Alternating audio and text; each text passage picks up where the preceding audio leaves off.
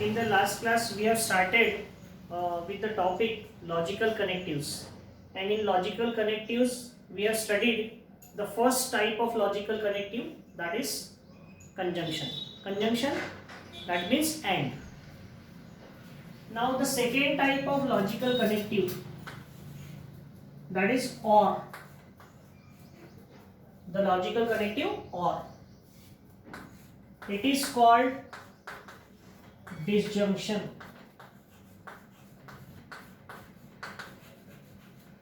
Okay. Symbolically, it is denoted by the English letter V. So, what is this logical connective? Disjunction. So, if two statements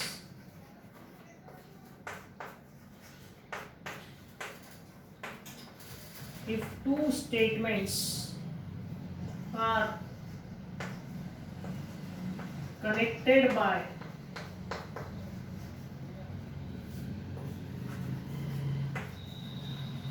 logical connective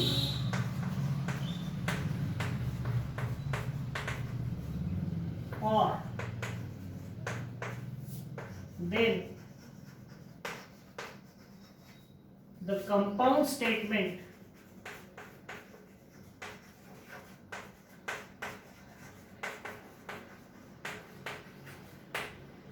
is called disjunction. Is called disjunction of two statements.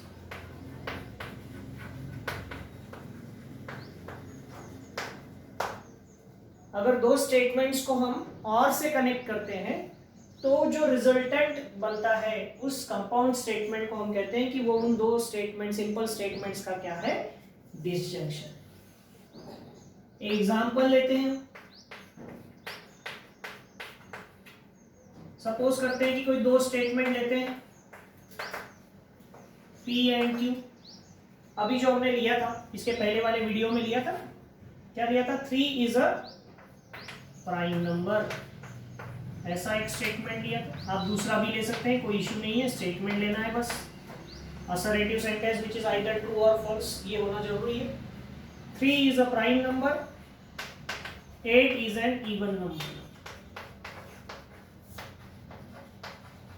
3 prime number है और 8 even number है. ये ऐसे दो statement हमने लिए P और Q, और हमने इसको लॉजिकल कनेक्टिव और से कनेक्ट करना है. तो P और Q क्या हो जाएगा? 3 इज अ प्राइम नंबर,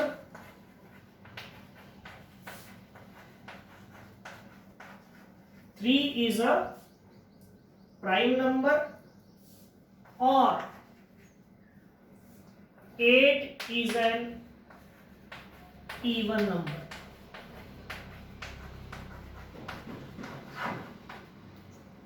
यहां पर देखो, ये पहला स्टेटमेंट है P, 3 is a prime number. ये दूसरा स्टेटमेंट है 8 is an even number, और दोनों को हमने लॉजिकल कनेक्टिव और से कनेक्ट कर दी. तो ये कहलाएगा डिसजंक्शन. और अगर आप इसको सिंबॉलिकली रिप्रेजेंट करना चाह रहे हैं तो symbolically it is denoted by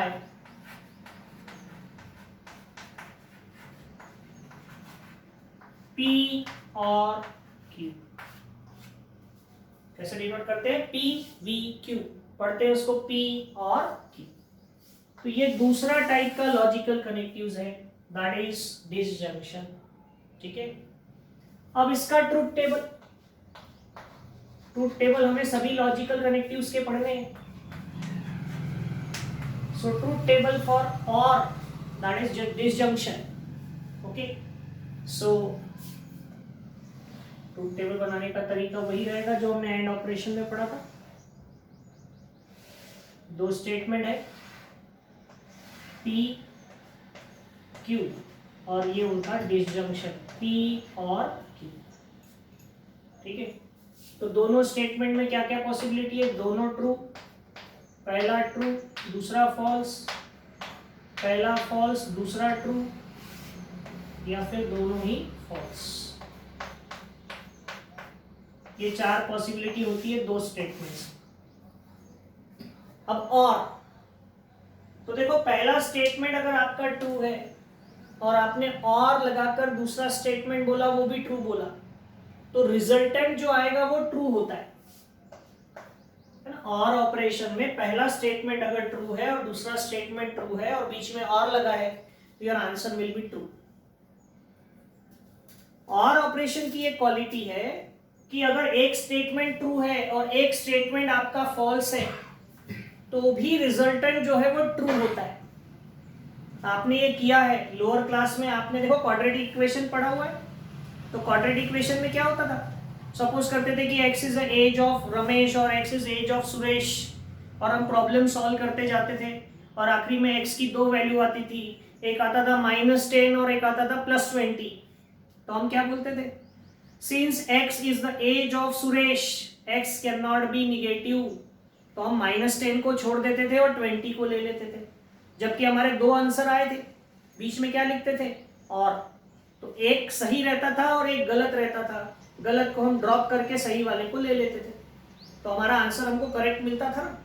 तो और ऑपरेशन में ऐसा होता है कि अगर एक ट्रू है और एक फॉल्स है तो भी आपका आंसर ट्रू, पहला फॉल्स है दूसरा ट्रू है तो भी आंसर ट्रू, लेकिन दोनों ही गलत आए तो फिर गलत मिलता था। दोनों आंसर गलत नहीं आना चाहिए, तो आंसर आपका क्या हो जाता है, फॉल्स। तो ये कौन सा है, दूसरा टाइप है लॉजिकल कनेक्टिव का, जिसको हम कहते हैं disjunction. Okay, so this is what the second type of logical connective, that is called disjunction. Okay, अभी हमको तीसरा पढ़ना है टाइप। ये क्लियर हो गया है सभी को, I hope. Let us talk about the third one. मैं इसी में इसको चेंजेस कर देता हूं। थर्ड वन इज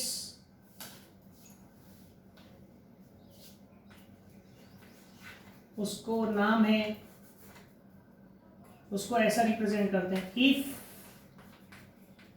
फिर एक स्टेटमेंट रहता है, फिर देन, फिर एक स्टेटमेंट रहता है। इसको कहा जाता है conditional,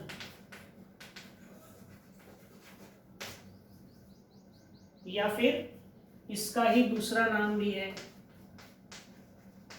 implication.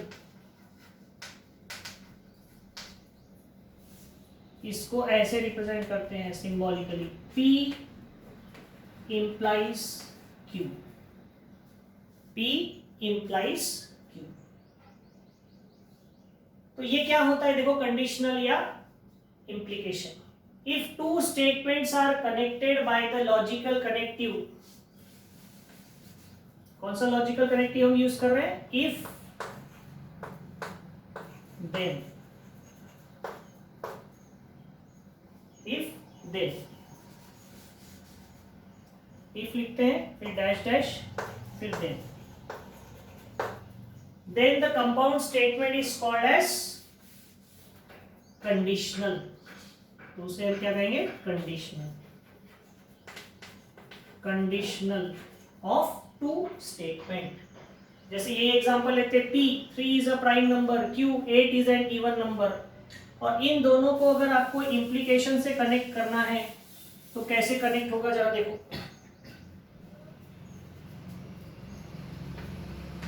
If P then Q, पहले स्टेटमेंट के आगे if लगा दो। If 3 is a prime number,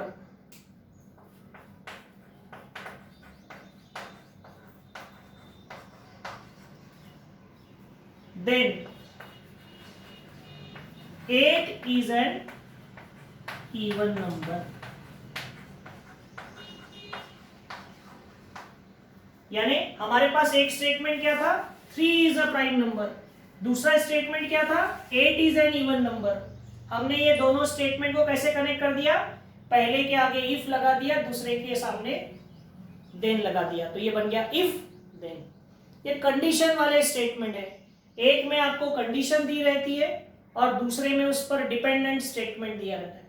ठीक है, if 3 is a prime number then 8 is an even number. तो ऐसा जो स्टेटमेंट होता है उसे कौन सा स्टेटमेंट कहते हैं? कंपाउंड स्टेटमेंट का नाम होता है कंडीशनल स्टेटमेंट। इसमें एक कंडीशन होती है कि अगर 3 प्राइम नंबर है तो 8 इवन नंबर होगा। आप बोलेंगे सर ऐसा तो होता नहीं, 3 प्राइम रहे मत रहे 8 तो इवन है, दैट इज ओके, लेकिन हमने ये जोड़ते समय ऐसे स्टेटमेंट, इसमें मीनिंग के विचार नहीं करना है आपको, क्या कनेक्ट करना है उससे कनेक्ट करना है, ठीक है। सिंबॉलिकली अगर आप इसकी बात करें तो symbolically it is denoted by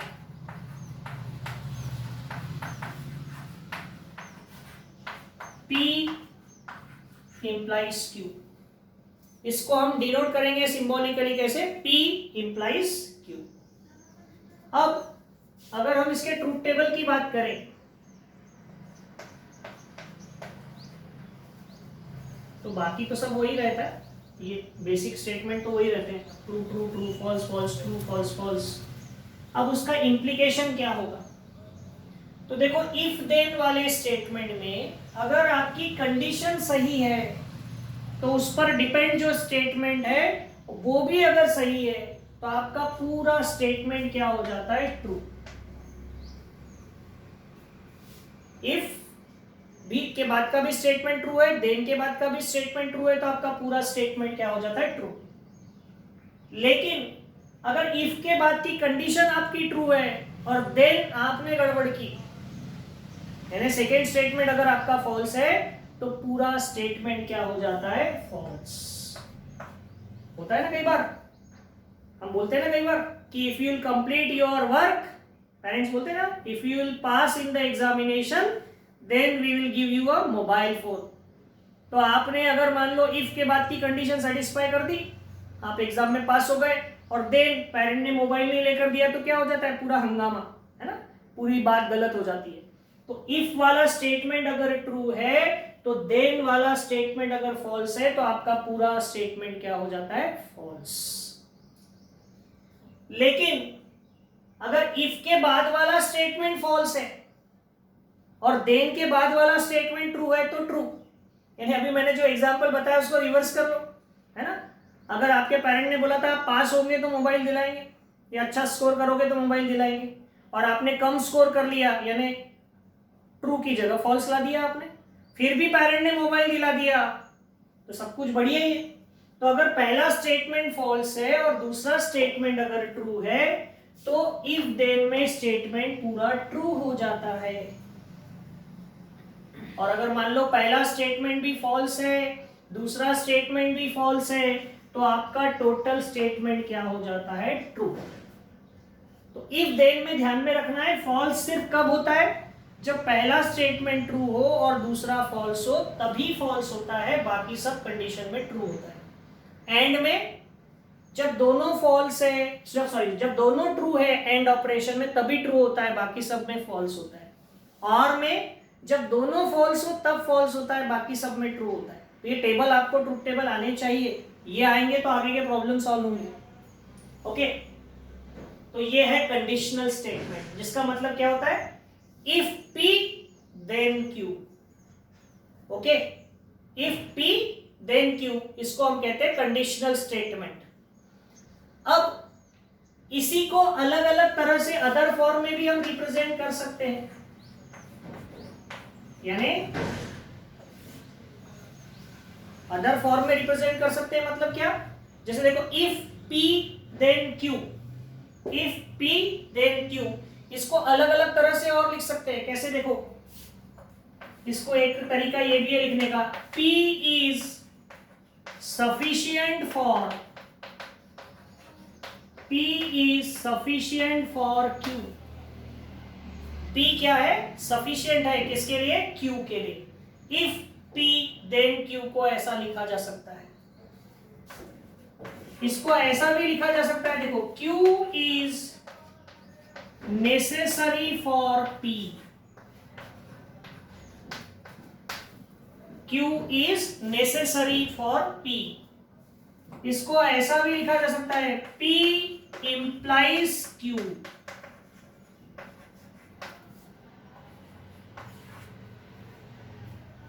इसको ऐसा भी लिखा जा सकता है, देखो, Q follows from P,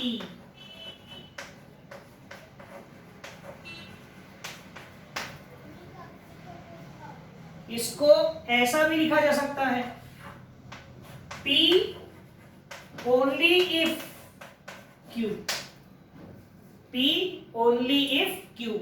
ये 5 और तरीके हैं इसको रिप्रेजेंट करने के। ये आपको इसीलिए याद रखना है क्योंकि एमसीक्यू में कभी कभी क्वेश्चन पूछा जाता है कि P if P then Q, how you can represent it in another way। So these are the 5 ways in which we can represent the same thing। Okay, this is all about the third statement pattern, the third logical connective, that is if then। Okay, next part we will discuss in the next class। उसमें हमें और कुछ इसमें पढ़ना है, और भी है लॉजिकल कनेक्टिव, जिसमें कि एक लॉजिकल कनेक्टिव है bye conditional, if and only if. Will discuss that in the next class. Okay.